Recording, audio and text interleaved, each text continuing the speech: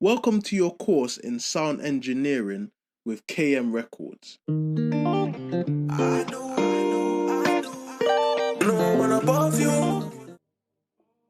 Dynamic, ribbon, and condenser microphones. The first moving coil microphone was invented in 1866, but was not efficient enough to be commercially used. At that stage, electronic recording did not exist. To put this into perspective, Thomas Edison only received a patent for his light bulb in 1879.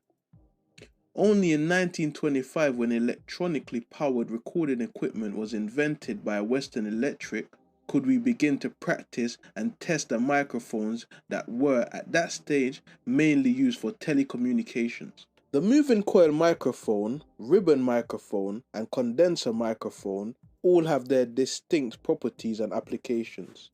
These early models are the forefathers of our current microphones.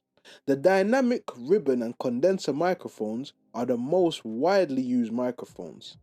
In this course, we will show you how to use, record, and mix microphones of all kinds to get you to the highest quality recording every time. In the same way that Thomas Edison fixed the needle to a vibrating membrane in order to record sound, the moving coil microphone works in the same principle that when the diaphragm vibrates, the microphone puts out a signal. This is done in a surprisingly simple way. Simply connecting a coil tightly wrapped in a thin wire to the vibrating membrane and suspending it between the north and south of a magnet. The dynamic microphone is able to produce electric current that we in our modern technology can record as an audio signal. In fact, all our electrical or digital recordings are purely electrical current that we measure with computers in a certain way, which enables us to play our recordings back. A common trait between these dynamic microphones is that they do not pick up sound from far distances very well. The sound source should be fairly close to the diaphragm in order to produce a signal that can be processed and manipulated. Ribbon microphones. This type of microphone is the most fragile microphone, but is generally also the microphone that picks up sound the most similar to the way our ears hear sounds. This microphone works on the principle of a diaphragm, which is suspended between the north and south of a magnet. The diaphragm is made of an extremely thin piece of foil and there's a wire connected to each end of it. This foil diaphragm is then suspended between the north and south of a magnet. The result is that when a sound is aimed at the microphone, the sound vibrates the diaphragm. This vibrating of the diaphragm causes it to move back and forth in the magnetic field, which generates an alternating current.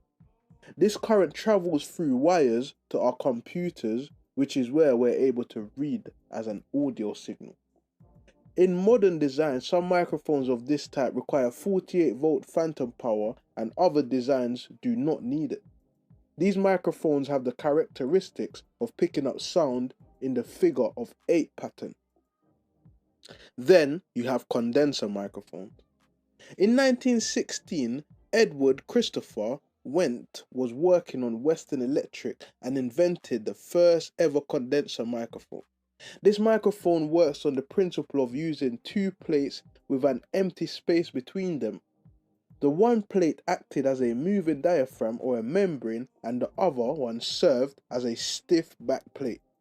When the diaphragm moves due to the pressure from incoming sound waves, it moves the diaphragm and creates a change in pressure, which in turn creates a change in voltage, which we are able to read as an audio signal. The characteristics of this type of microphone is that they always require power, 48 volts to be exact. If sound is too loud, the microphone will distort and the sound will be very bad. Probably the most useful trait of these microphones is the reason why they are so widely used is because they are fairly durable and can record soft sounds very clearly with much lower noise levels compared to other types of microphones. How recording formats influence dynamics. From tinfoil recordings that are destroyed after only a few times of playback, to wax and ceramic cylinders, to disc, vinyl, 2-track tape and stereo recordings. The format that we recorded our sound on defined the loudest and the softest part that we could record and audibly reproduce without significant amounts of distortion. I know